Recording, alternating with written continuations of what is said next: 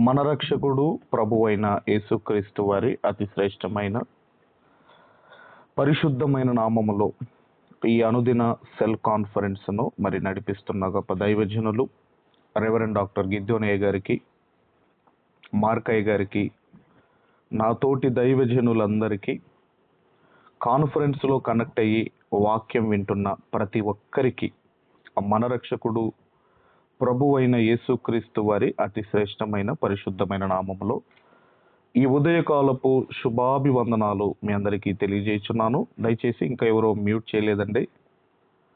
Please ఎవరైనా mute చేయని వారైతే దయచేసి మీ మొబైల్ని ఒక్కసారి చూసుకొని మ్యూట్ చేయవలసిందిగా నేను మనవి చేస్తున్నాను. దయచేసి ఎవరో చూడండి ప్లీజ్. మంచిది. ఈరోజు ఆలస్యం చేయకుండా ఒక విలువైన సందర్భాన్ని, ఒక విలువైన టాపిక్ని మనమందరం కూడా ఆలోచన చేద్దాము. ఈరోజు మనము నేర్చుకుంటున్న అంశము టాపిక్ ఏంటి అన్నప్పుడు, మనము ఆశీర్వాదము పొందుకున్నామా, పొందుతున్నామా, పొందేశామా అన్నది ఈరోజు మనము ఆలోచన చేయబోతున్న అంశం అండి. మరలా చెబుతున్నాను, మనము ఆశీర్వాదము పొందుకున్నామా, పొందుతున్నామా, పొందేశామా అన్నది ఈరోజు మనం అందరం కూడా ఆలోచిద్దాము. తర్వాత లేదంటే మీరు ఆశీర్వదించబడుతున్నారా, ఆశీర్వదించబడ్డారా, ఆశీర్వదించబడతారా? ఈ మూడు విషయాలు ఈరోజు మనము నేర్చుకుందాము. ఇంతకీ ఆశీర్వాదము అనగానే ఏంటి అన్నప్పుడండి, ఈరోజు చాలామంది ఆశీర్వాదం అనగానే ఏమనుకుంటున్నారు అంటే, ఒకప్పుడు మాకు సైకిల్ ఉండేదండి, ఇప్పుడు మేము బైక్ పైన తిరుగుతున్నామండి. ఒకప్పుడు మాకు బైక్ ఉండేదండి, ఇప్పుడు మేము కారులో తిరుగుతున్నామండి. ఒకప్పుడు రెంటెడ్ హౌస్లో ఉండేవాళ్ళము, ఇప్పుడు ఓన్ హౌస్లో మేము ఉంటున్నాము. ఒకప్పుడు మ్యారేజ్ అనేది కాలేదండి, ఇప్పుడు మ్యారేజ్ అయిందండి. ఒకప్పుడు పిల్లలు లేరండి, ఇప్పుడు పిల్లలు వచ్చారు. ఒకప్పుడు ఉద్యోగం లేదండి, ఇప్పుడు ఉద్యోగం వచ్చింది. అంటే వీటిని ఏమనుకుంటున్నారు అంటే ఆశీర్వాదము, వీటిని ఆశీర్వాదము అనుకుంటున్నారు. అంటే మనకు లేనిది వస్తే అది ఆశీర్వాదము అనుకుంటున్నారు. అయితే ఆశీర్వాదము రెండు రకాలుగా ఉన్నాయి. ఆశీర్వాదములు రెండు రకాలుగా ఉన్నాయి. ఒకటి శరీర సంబంధమైన ఆశీర్వాదము, లేదా లోక సంబంధమైన ఆశీర్వాదము. ఇంగ్లీష్లోనైతే మెటీరియలిస్టిక్ బ్లెస్సింగ్స్ అంటారు, ఫిజికల్ బ్లెస్సింగ్స్ అంటారు. శరీర సంబంధమైన ఆశీర్వాదము. రెండవది ఆత్మీయ ఆశీర్వాదము, లేదా పరలోక సంబంధమైన, పర సంబంధమైన ఆశీర్వాదము. స్పిరిచువల్ బ్లెస్సింగ్స్ అంటారు. ఒకటి ఫిజికల్ బ్లెస్సింగ్ అయితే రెండవది స్పిరిచువల్ బ్లెస్సింగ్స్ అంటారు. అయితే మనం చూడగలిగితేనండి, లోక సంబంధమైన ఆశీర్వాదము, లేదంటే ఏదైతే ఈ ఫిజికల్ బ్లెస్సింగ్స్ ఉన్నదో, ఈ శరీర సంబంధమైన బ్లెస్సింగ్స్ ఏదైతే ఉన్నదో, ఈ ఇల్లు కావచ్చు, ఈ కార్లు కావచ్చు, ఈ భూములు కావచ్చు, ఇవన్నీ కూడా మీరు ఆలోచన చేయగలిగితే ఇవి అందరికీ ఒకేలాగా లేవు. దేవుడు అందరికీ ఒకేలాగా ఇవ్వడు. అదే పరలోక సంబంధమైన ఆశీర్వాదము దేవుడు అందరికీ సమానముగా ఇస్తాడు. దేవుడు ఎప్పుడు కూడా ఈ లోక సంబంధమైన దీవెనలను దేవుడు ఆశీర్వాదాల కింద ఎప్పుడు తీసుకోలేదు. ఈ లోక సంబంధమైన ఆశీర్వాదాలను దేవుడు ఆశీర్వాదాల క్రింద ఎప్పుడు తీసుకోలేదు. ఇక బైబిల్ గ్రంథంలోనికి వెళ్ళి ఒక మాట మనము చదవగలిగితే, దయచేసి ద్వితీయోపదేశ కాండము దయచేసి 30వ అధ్యాయము దయచేసి 19వ వచనాన్ని మనము చదువుకుందాం. 19వ అధ్యాయం మనం చదువుకుందాము. నేడు జీవమును, మరణమును, ఆశీర్వాదమును, శాపమును నేను నీ ఎదుట ఉంచి అంటున్నాడు. నేడు జీవమును, మరణమును, ఆశీర్వాదమును, శాపమును నేను నీ ఎదుట ఉంచి అంటున్నాడు. అంటే ఏది కావాలో కోరుకో, ఏది కావాలో కోరుకో, నీ ఎదుటే ఉన్నది, నీ ఎదుటే ఉన్నది. నువ్వు ఏది కోరుకుంటావో అది నీ ఎదుటే ఉన్నది, నీ ఎదుటే ఉన్నది. అందులో ఈరోజు మనం ఆలోచిస్తున్నది ఏంటంటే ఆశీర్వాదము. What is the meaning of blessings? అసలు బ్లెస్సింగ్స్ అంటే ఏంటి? ఒకవేళ ఒకవేళ ఇవే ఆశీర్వాదాలు అనుకుంటే బైబిల్ గ్రంథములో ఒక భక్తుడు ఉన్నాడండి. బైబిల్ గ్రంథంలో ఒక భక్తుడు ఉన్నాడు. మరి ఆయన ప్రార్థనలో దేవుణ్ణి ఏమడిగాడో, బైబిల్ గ్రంథంలో ఒక భక్తుడు ప్రార్థనలో ఏమడిగాడో ఈ సందర్భంలో మనకు తెలియాలి. అయితే దేవుడిచ్చే 4 ఆశీర్వాదాలు ఉన్నాయండి. దేవుడిచ్చే 4 రకములైన ఆశీర్వాదాలు ఉన్నాయి. 4 రకములైన ఆశీర్వాదాలు ఉన్నాయి. చాలా జాగ్రత్తగా మీరు వినవలసిందిగా నేను మనవి చేస్తూ, మరి అందులో మరి ఒక భక్తుడు దేవునికి ఏమని ప్రార్థన చేశాడో మనము చూడగలిగితే, నంబర్ 1 ఏంటో మీరు చూడగలిగితే ఆదికాండము 32వ అధ్యాయము, ఆదికాండము 32వ అధ్యాయము దయచేసి 13వ వచనము నుండి మనము 16వ వచనము వరకు గల లేఖన భాగాలు చదువుకుందాము.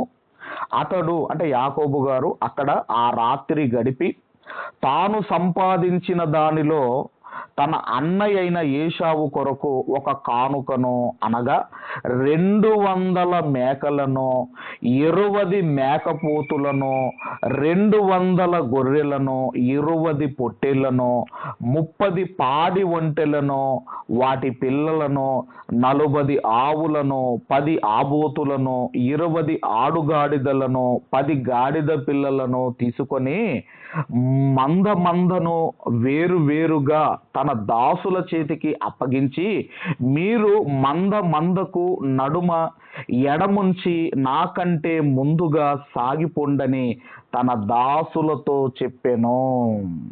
ఇక్కడ మీరు ఆలోచన చేయగలిగితే యాకోబు గారు తన అన్నయ్య అయిన ఏశావుకు ఎంత కానుక పంపిస్తున్నాడో చూడండి. ఎంత కానుక పంపిస్తున్నాడో చూడండి. యాకోబు గారికి భార్యలున్నారు, 4 భార్యలు. యాకోబు గారికి 13 మంది పిల్లలున్నారు. యాకోబు గారికి పశువు సంపద అనే ఆస్తి ఉందండి.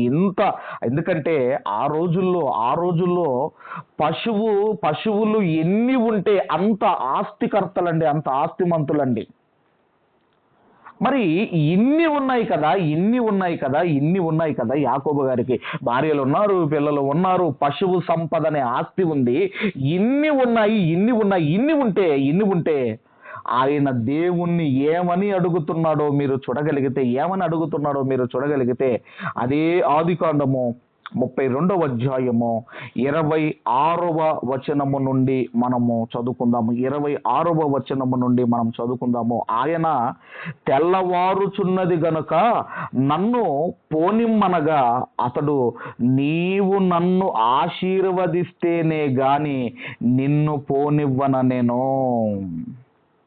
నీవు నన్ను ఆశీర్వదిస్తేనే కానీ నిన్ను పోనివ్వన నేను. తర్వాత 27వ వచనములో ఆయన నీ పేరేమని అడగగా అతడు యాకోబని చెప్పెను. అప్పుడు ఆయన, నీవు దేవునితోనూ మనుషులతోనూ పోరాడి గెలిచితివి గనుక ఇక మీదట నీ పేరు ఇజ్రాయేలే గాని యాకోబు అనబడదని చెప్పెను. ఇక్కడ మీరు ఆలోచన చేయగలిగితే మరి ఈ భార్య పిల్లలు, తర్వాత ఈ పశువు సంపద, ఇదంతా ఆశీర్వాదం కాదా? మీరు ఆలోచించండి. ఒకవేళ అది ఆశీర్వాదమేనండి అని ఒకవేళ అనుకుంటే ఆయన మళ్ళీ నన్ను ఆశీర్వదిస్తేనే గాని నేను నిన్ను విడవను అని ఎందుకు ఆయన ప్రార్థనలో ఆయన ఎందుకు అడుగుతున్నాడు? కాబట్టి అక్కడ అంటున్నాడు, నీ పేరేమిటి అని ఆ దూత అడిగినప్పుడు నీ పేరేమిటి అని ఎందుకు అడిగాడు అంటే, ఆల్రెడీ తండ్రి అడిగాడు, ఎవరు నువ్వు, నీ పేరేంటంటే నేను ఏశావునని చెప్పాడు. నేను ఏశావునని అబద్ధం చెప్పాడు. ఇక మనం చూడగలిగితే అప్పటి నుండి యాకోబు గారి లైఫ్ టర్న్ అయిపోయిందండి. ఎప్పటి నుండి, నీ పేరు ఏమిటని ఎప్పుడైతే ఆ దూత అడిగిందో అప్పటి నుంచి ఆయన లైఫ్ టర్న్ అయిపోయిందండి. ఆయన పేరు మారింది, ఆయన జీవితం మారింది. అన్న చంపేస్తాడు అన్నప్పుడు అండి ఆయన పారిపోయాడు. ఆ యాకోబు గారు 7 సార్లు దేవుని మీద భారం వేసి ముందుకు వెళ్ళాడు. 7 సార్లు దేవుని మీద భారం వేసి ఆయన ముందుకు వెళ్ళాడు. అందుకే ఆయన అంటున్నాడు, ఇక మీదట నీ పేరు ఇజ్రాయేలే గాని యాకోబు అనబడదని చెప్పాను. యాకోబు అనబడదు, నీ పేరు యాకోబు అనబడదు. అందుకే నీవు నన్ను ఆశీర్వదిస్తేనే గాని అంటున్నాడు. 29వ వచనంలో అప్పుడు యాకోబు నీ పేరు దయచేసి తెలుపుమనెను. అందుకు ఆయన, నీవు ఎందు నిమిత్తము నా పేరు అడిగితివని చెప్పి అక్కడ అతనిని ఆశీర్వదించెను. అంటే ఏవైతే ఫిజికల్ బ్లెస్సింగ్స్ ఉన్నాయో, ఏవైతే శరీర సంబంధమైన దీవెనలు ఉన్నాయో అవి దేవుడు ఆశీర్వాదాల కింద తీసుకోవటం లేదు. అక్కడ ఆయనను ఆశీర్వదించెను అని మనం చదువుకుంటున్నాము. అక్కడ అతన్ని ఆశీర్వదించెను అని మనం చదువుకుంటున్నాము. అందుకేనండి ఇస్రాయేలీలు అంటే యూదులు ఇప్పటికీ భూమి మీద ఉన్నారు. ఇప్పటికీ ఇజ్రాయేలు దేశము భూమి మీద ఉన్నది. అదే ఆశీర్వాదము.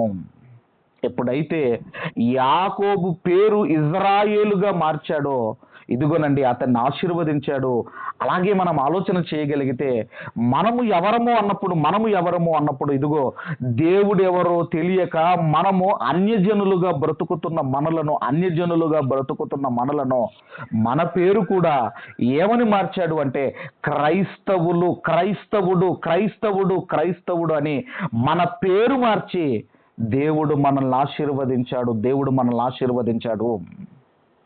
అందుకే ఆశీర్వాదం అంటే అపోస్తులుల కార్యములు, దయచేసి అపోస్తులుల కార్యములు 3వ అధ్యాయము, అపోస్తులుల కార్యములు 3వ అధ్యాయము 26వ వచనాన్ని మనము చదువుకుందాము. దేవుడు తన సేవకుణ్ణి పుట్టించి మీలో ప్రతి వాని దుష్టత్వము నుండి మళ్లించుట వలన మిమ్మును ఆశీర్వదించుటకు ఆయనను మొదట మీ యొద్దకు పంపెనని చెప్పాను. అంటే ఇక్కడ ఏమంటున్నాడు అంటే, దుష్టత్వము నుండి మళ్లించుట, సాతాను అధికారములో నుండి క్రీస్తు అధికారములోనికి రావటమే ఆశీర్వాదము అంటున్నాడు. కాబట్టి ఈరోజు యాకోబు గారికి ఉన్న ఆస్తి ఆశీర్వాదం అనుకుంటున్నారు. యాకోబు గారికి ఉన్న ఆస్తిని ఆశీర్వాదం అనుకుంటున్నారు. కానీ యాకోబు గారు కోరుకున్నది ఎవరు కోరుకోవటం లేదు. అంటే ఆశీర్వాదం అంటే ఏంటంటే క్రీస్తులోనికి రావటమే,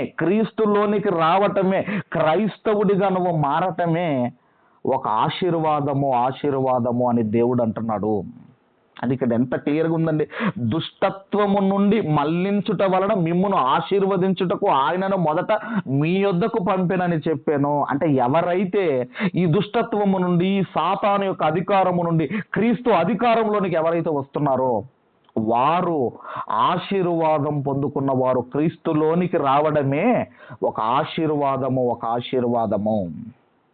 కాబట్టి ఈరోజు మరి మనము చూడగలిగితేనండి, ఈ ఆశీర్వాదాల ఎక్కువగా ఏ వాక్యం చెప్పినా, ఏ భక్తుడి గురించి చెప్పినా ఏం చెబుతున్నారంటే ఆశీర్వాదాలు. అసలు ఏంటి ఆశీర్వాదం అంటే ఇక్కడ చెబుతున్నాడు, ఒకటి క్రీస్తులోనికి రావటమే ఒక ఆశీర్వాదం అయితే ఇది మొదటిదైతే, ఇక రెండవ ఆశీర్వాదం ఏంటంటే, మీ జీవితము, మీ ప్రవర్తనను బట్టి ఒక వ్యక్తి క్రీస్తులోనికి వస్తే నీకు ఆశీర్వాదము. మళ్ళీ చెబుతున్నాను, మీ జీవితమును బట్టి, మీ ప్రవర్తనను బట్టి ఒక వ్యక్తి క్రీస్తులోనికి వస్తే అది మీకు ఆశీర్వాదము, మీకు ఆశీర్వాదము. మరలా ఆదికాండము, దయచేసి ఆదికాండము 30వ అధ్యాయము, 30వ అధ్యాయము దయచేసి 27 నుంచి మనము చదువుకుందాము. 30వ అధ్యాయము 27 నుంచి 30 వచనాలు మనము చదువుకుందాము. అందుకు లాబాను అతనితో, నీ కటాక్షము నా మీద నున్న ఎడల నా మాట వినము, నిన్ను బట్టియే యెహోవా నన్ను ఆశీర్వదించెనని శకునము చూసి తెలుసుకొంటినని చెప్పాను. లాబాను యాకోబు గారి గురించి చెబుతున్నాడు. నిన్ను బట్టియే దేవుడు నన్ను ఆశీర్వదించాడు. నిన్ను బట్టి 28, మరియు అతడు నీ జీతమింతని నాతో స్పష్టముగా చెప్పుమో, అది ఇచ్చేదన నేను. అందుకు యాకోబు అతన్ని చూచి, నేను నీకెట్లు కొలువు చేసి తినో, నీ మందలు నా యొద్ద ఎట్లా ఉండెనో అది నీకు తెలియను. నేను రాకమునుపు నీకుండినది కొంచెమే, అయితే అది బహుగా అభివృద్ధి పొందెను.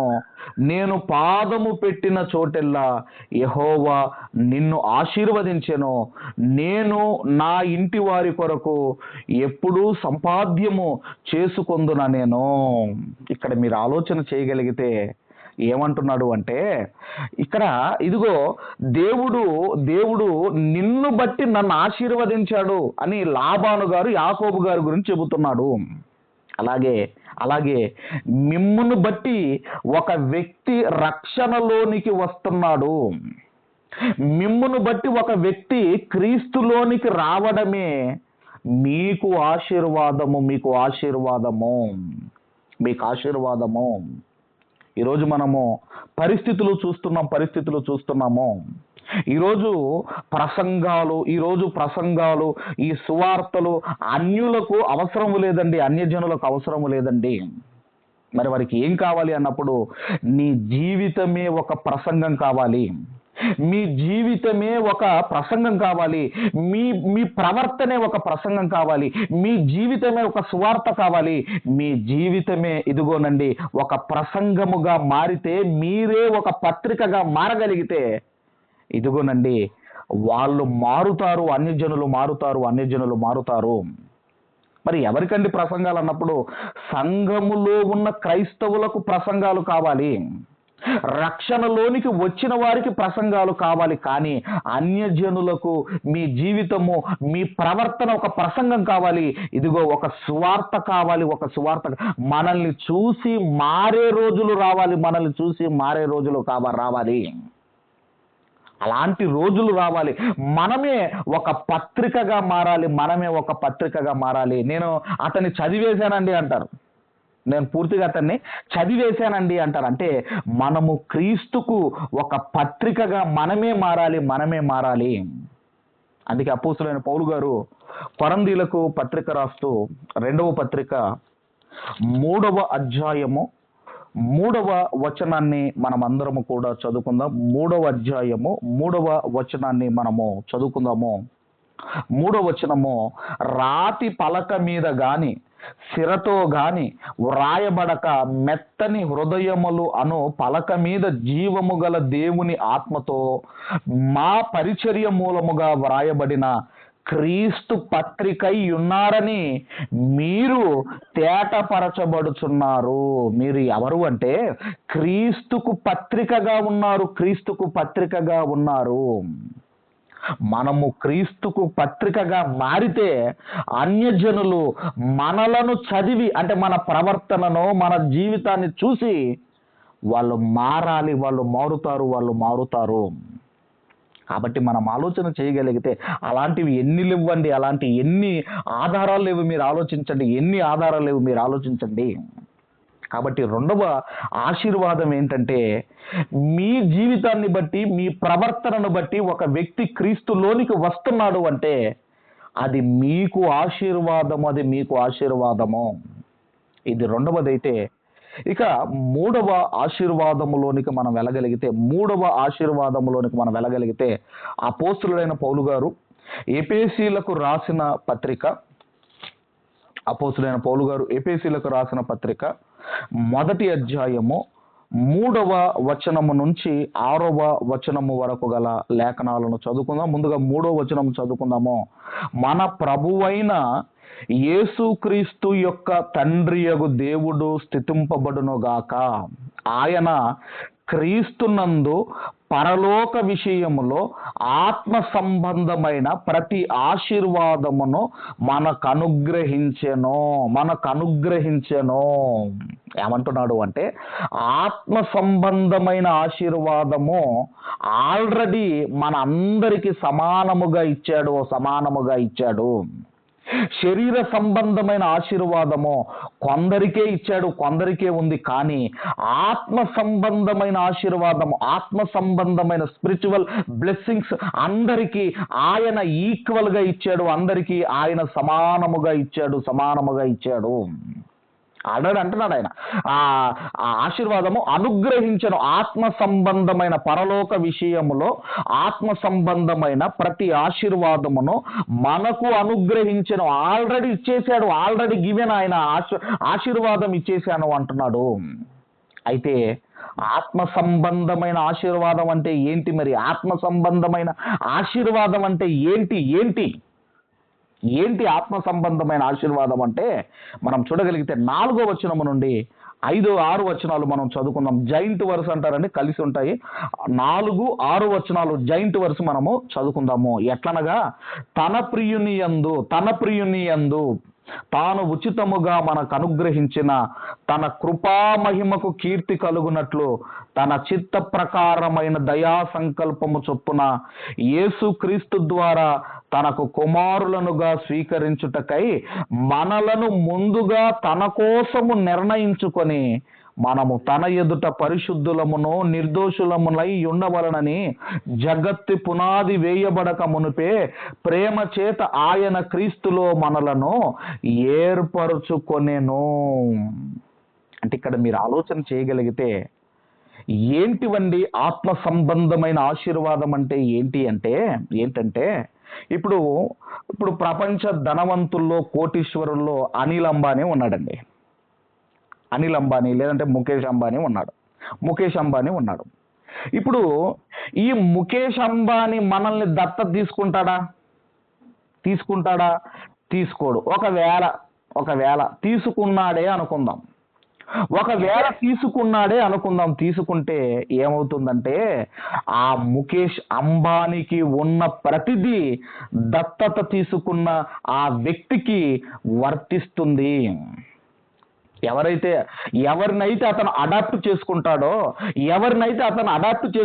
దత్తత తీసుకుంటాడో ఇతని దగ్గర ఉన్న ప్రతిదీ అతనికి చెందినదవుతుంది, అతనికి వర్తిస్తుంది అన్నది ఎంత నిజమో, అలాగే దేవుడు క్రీస్తు ద్వారా మనలను కుమారులనుగా స్వీకరించాడు. ఎవరి ద్వారా? తన ప్రియుని ద్వారా. ఎవరా ప్రియుడు? యేసుక్రీస్తు ద్వారా దేవుడు మనలను కుమారులనుగా స్వీకరించాడు. మరి ఇప్పుడు మనలను కుమారులుగా స్వీకరిస్తే ఇప్పుడు మీరు ఆలోచన చేయగలిగితే ఆ దేవునిది ఏదైతే ఉందో అదంతా కూడా మనకు వర్తిస్తుంది. ఇప్పుడు పరలోకం ఉందనుకోండి, పరలోకము మనకు వర్తిస్తుంది. కాబట్టి లోక సంబంధమైన ఆశీర్వాదములు, దీవెనలు కొందరికి ఉంటే ఆత్మ సంబంధమైన ప్రతి ఆశీర్వాదము దేవుడు అందరికి ఇచ్చాడు. ఏంటయ్యా ఈ ఆత్మ సంబంధమైన ఆశీర్వాదము అంటే, మనలను క్రీస్తు ద్వారా ఇదిగోనండి మరి మనలను ఆయన స్వీకరించటము అంటే కుమారులకు మాత్రమే ప్రతి దాని మీద అధికారం ఉంటుంది. ఇప్పుడు మనము కుమారులము. ఒక్క మాటలో చెప్పాలి అంటే మనలను దేవుడు దత్తత తీసుకున్నాడు. అదేందండి దత్తత తీసుకోవటం ఏంటంటే, మనుషులు పాపము చేసి సాతానును, అపవాదిని ఇదిగోనండి తండ్రిగా చేసుకున్నారు. అందుకే యోహాను సువార్తలో అంటాడు 8వ అధ్యాయంలో, మీరు మీ తండ్రియగు అపవాది సంబంధులు, మీరు మీ తండ్రియగు అపవాది సంబంధులు. మనుషులు పాపము చేసి అపవాదిని తండ్రిగా తెచ్చుకుంటున్నారు, అపవాదిని తండ్రిగా ఏర్పాటు చేసుకుంటున్నారు.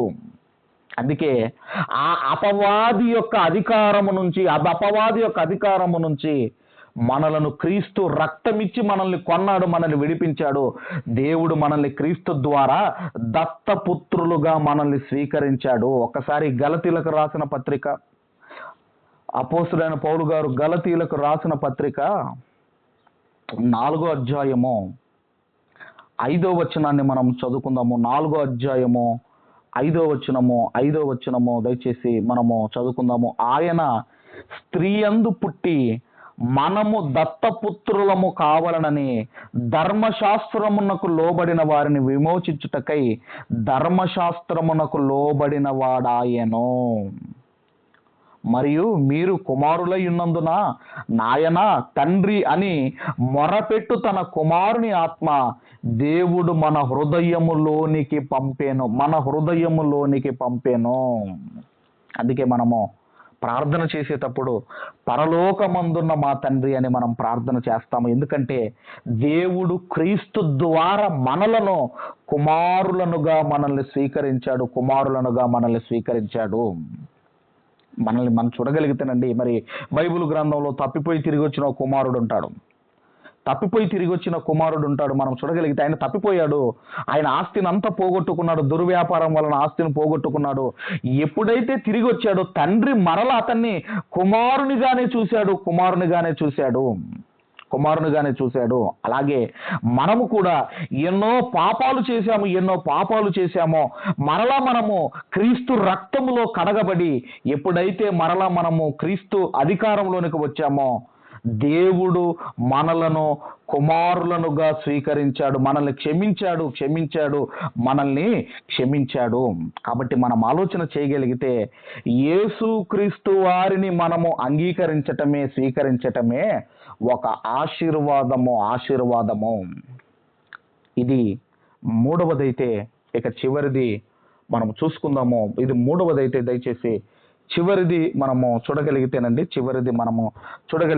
దయచేసి సామెతల గ్రంథము, చివరిగా సామెతల గ్రంథము దయచేసి 10వ అధ్యాయము, సామెతల గ్రంథము 10వ అధ్యాయము దయచేసి 7వ వచనాన్ని మనం అందరము కూడా చదువుకుందాము. మరి ఇది మనకు సుపరిచితమైన వాక్యమే.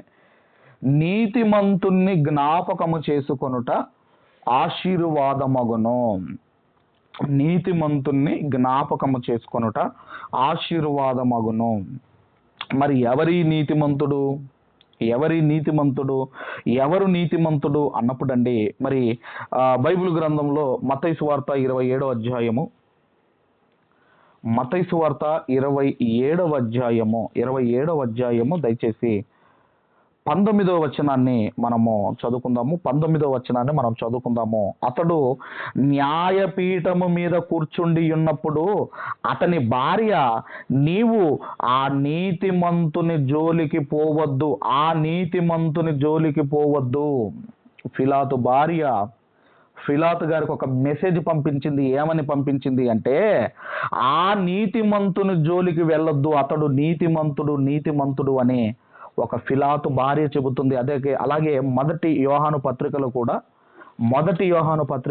2వ అధ్యాయము, మొదటి యోహాను పత్రిక 2వ అధ్యాయము దయచేసి మొదటి వచనములో కూడా ఏమని ఉన్నదో మనం చూడగలిగితే నా చిన్న పిల్లలారా, మీరు పాపము చేయకుండుటకై ఈ సంగతులు మీకు వ్రాయిచున్నాను.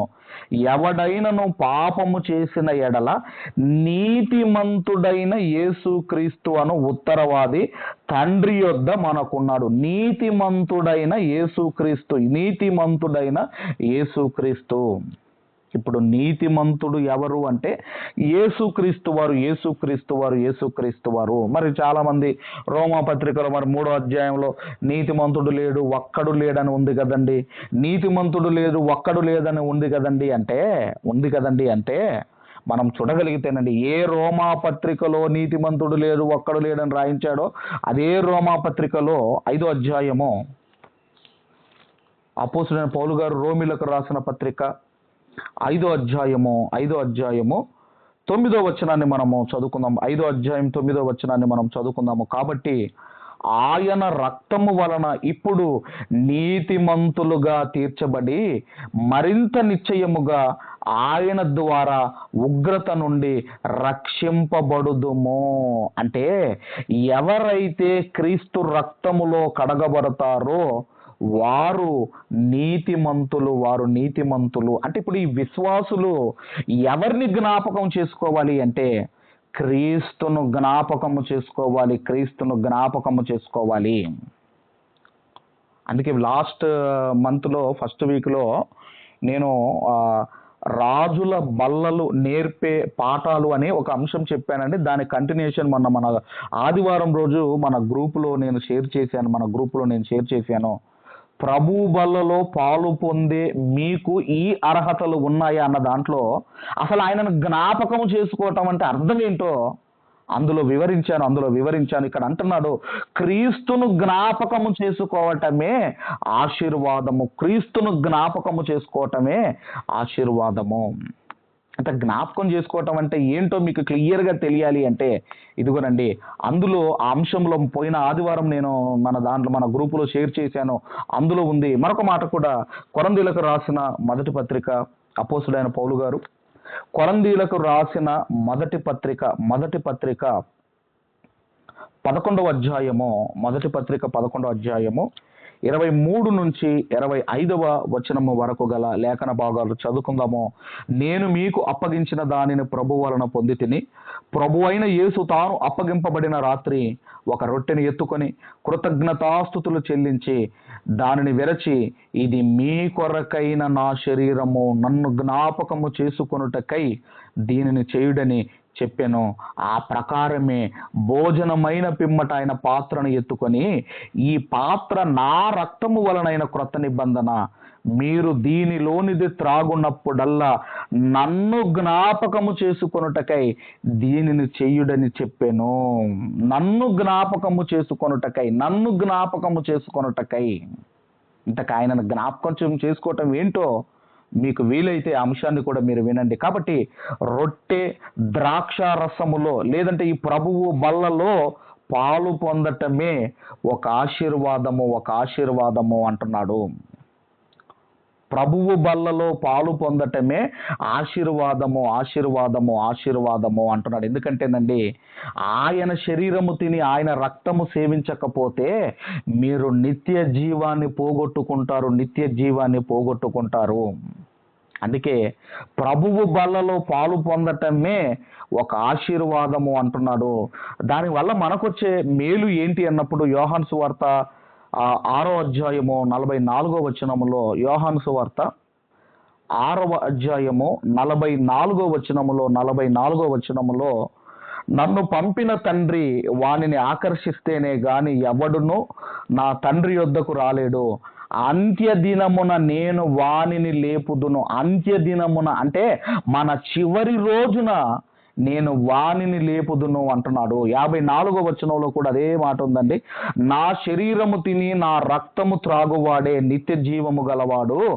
అంత్యదినమున నేను వానిని లేపుదును అంటున్నాడు. ఎప్పుడైతే ఈ ప్రభువు సంస్కారములో ఎప్పుడైతే మనం పాలు పొందుతున్నామో, ఎప్పుడైతే ఈ ప్రభు బల ఆరాధనలో మనం పాలు పొందుతున్నామో మనము తీర్పులోనికి రాము. అదే అధ్యాయము యోహాను సువార్త 5వ అధ్యాయము 24వ వచనాన్ని మనము దయచేసి చదువుకుందాము. దయచేసి యోహాను సువార్త 5వ అధ్యాయము 24వ వచనంలో, నా మాట విని నన్ను పంపిన వాని యందు విశ్వాసం ఉంచువాడు నిత్య జీవము గలవాడు. వాడు తీర్పులోనికి రాక మరణములో నుండి జీవములోనికి దాటి ఉన్నాడని మీతో నిశ్చయముగా చెప్పుచున్నాను. కాబట్టి మనం ఆలోచన చేయగలిగితే ఆశీర్వాదములు 4 ఉన్నాయి. ఆశీర్వాదములు దేవుడిచ్చిన 4 రకములైన ఆశీర్వాదములు ఉన్నాయి. మనము ఒక వంట వండిన తర్వాత, కూర వండిన తర్వాత అందులో సాల్ట్ కలిసిందో లేదో అని కొంచెం చేయి మీద వేసుకొని కొంచెం టేస్ట్ చేస్తారు కదండి. ఆ టేస్ట్ చేసేదే దాన్ని శరీర సంబంధమైన ఆశీర్వాదములు అంటారు. ఎప్పుడైతే అన్నములో కలుపుకొని ఆ కర్రీని కలుపుకొని ఎప్పుడైతే మనం తింటామో దానినే పరలోక సంబంధమైన ఆశీర్వాదము అంటారు. కాబట్టి మనం ఆలోచన చేయగలిగితే ఈ 4 రకములైన ఆశీర్వాదాలు, అందుకే మనం ప్రారంభంలో చదువుకున్నాం. ఆ మాట చదువుకొని మనం ముగింపులోనికి వెళదాం. ద్వితీయోపదేశ కాండము 30వ అధ్యాయము 19వ వచనాన్ని మనం చదువుకొని ముగించుకుందాము. నేడు జీవమును మరణమును, ఆశీర్వాదమును శాపమును నీ ఎదుట ఉంచి భూమి ఆకాశములను మీ మీద సాక్షులుగా పిలుచుచున్నాను.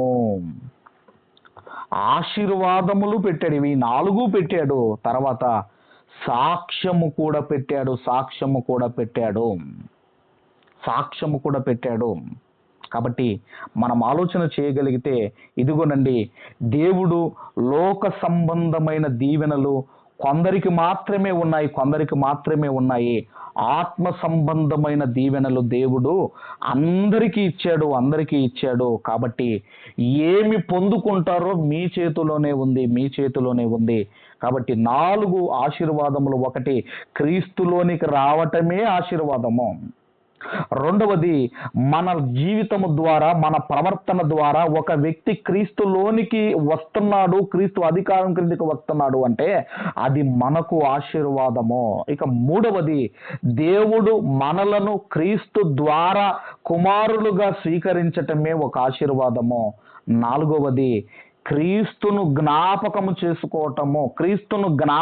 చేసుకోవటము మనకు ఒక ఆశీర్వాదము. ఎందుకంటే మనము తీర్పులోనికి రాక మరణములో నుండి జీవములోనికి దాటి ఉన్నాము, జీవములోనికి మనం వెళ్ళిపోతున్నాము. కాబట్టి ఈ 4 రకములైన బ్లెస్సింగ్స్ ఉన్నాయి. అంతేగాని ఏ ప్రసంగం విన్నా లాస్ట్కు ఏం చెబుతున్నారంటే ఆశీర్వాదాల దగ్గరికి తీసుకొస్తున్నారు. ఒక అబ్బాయి స్కూల్కి వెళ్ళాడటండి.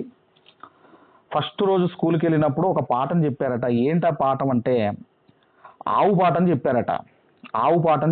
ఆవుకు 4 కాళ్ళు ఉండును, తోక ఉండును, 2 కొమ్ములుండు, 2 చెవులుండు, 2 కండ్లుండును, ఆవు గడ్డి తినును, పేడ వేయునని పాఠం చెప్పారట. తర్వాత వీడు ఏం చేశాడంటే అప్పుడు మానేసి తర్వాత ఒక 3 నెలల తర్వాత మళ్ళీ స్కూల్కి వెళ్ళాడట.